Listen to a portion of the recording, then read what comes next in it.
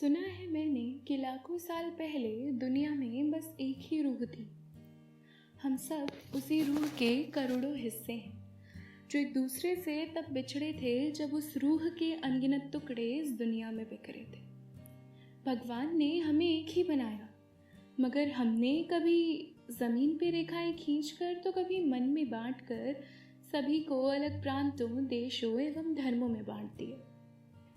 इसका खामियाजा हमारे सैनिक आए दिन अपनी जान खोकर भुगत रहे हैं। तो कहानी को आगे बढ़ाते हुए एक सवाल पूछना है मुझे कि बचपन की सबसे खूबसूरत चीज़ क्या होती है। ये केबीसी नहीं है। इस सवाल का जवाब आप कभी भी खुद को दे सकते हैं। जब मैंने सोचा तो मेरा जवाब था कि बचपन में हमारे मन के भाव सीधा हमारे चेहरे तक आ जाते हैं। हमें मुखौटे लगाना नहीं आता, वो हम अक्सर बड़े होते होते सीखते हैं। तो बात तब की है जब मैं कक्षा 11वीं में थी। रोज़ सुबह 6 बजे मेरा गणित का ट्यूशन होता था और मैंने महसूस किया है कि जब हम एक रास्ते से रोज़ जाने लगते हैं ना, तो उससे कुछ एक दोस्ती सी हो जाती है। उस पर से गुजरने वाले लोगों को हम पहचानने लगते हैं। जैसे वो अंकल रोज़ सुबह इधर मॉर्निंग वॉक के लिए जाते हैं, वो आंटी रोज़ सुबह उठकर अपने पेड़ों में पानी डालती है। अगर एक दिन ऐसा ही हमारा कोई दोस्त उदास हो ना, तो उनका हाल जान लेने का भी दिल करता है। तो ट्यूशन के रास्ते से गुजरते हुए काफ़ी वक्त हो चुका था। वहाँ के हर आम, लीची के पेड़, घर सभी से काफ़ी अच्छी पहचान हो गई थी मेरी। जैसे कि उस दुकान के बगल में जो वो घर था ना, वहाँ रहने वाले अंकल डॉक्टर थे और उनका 2 साल का बेटा रोज़ मुझे आते जाते जब भी दिखता ना, तो अपने प्यारे से दूध के दांत दिखाते हुए खुलकर मुस्कुराता था।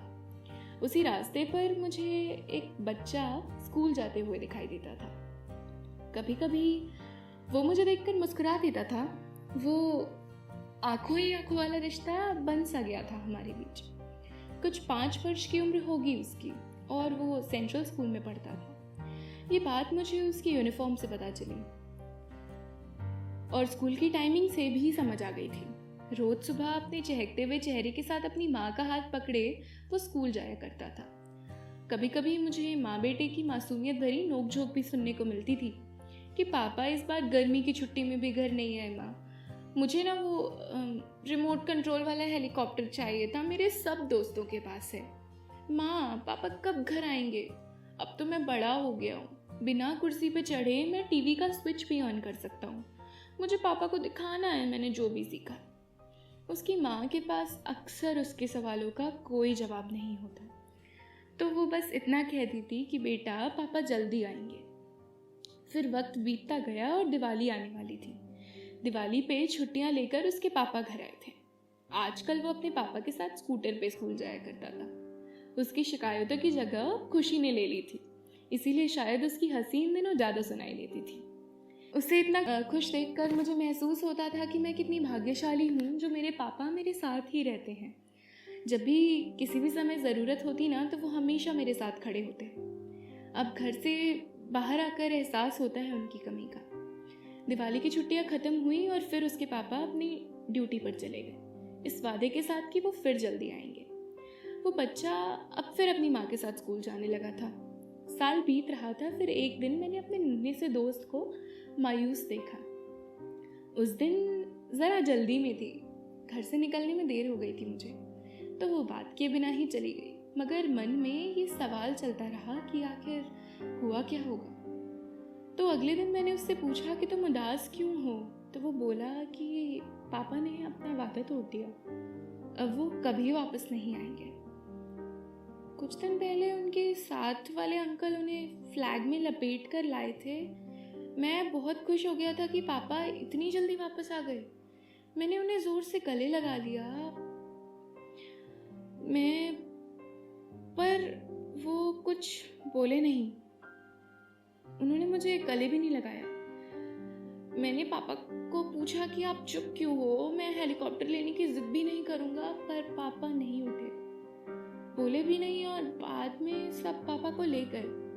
मैंने बहुत रोका, माँ भी रो रही थी, पर वो नहीं माने। मैंने हाथ पकड़ा हुआ था ना, वो भी छुड़ा दिया और ले गए।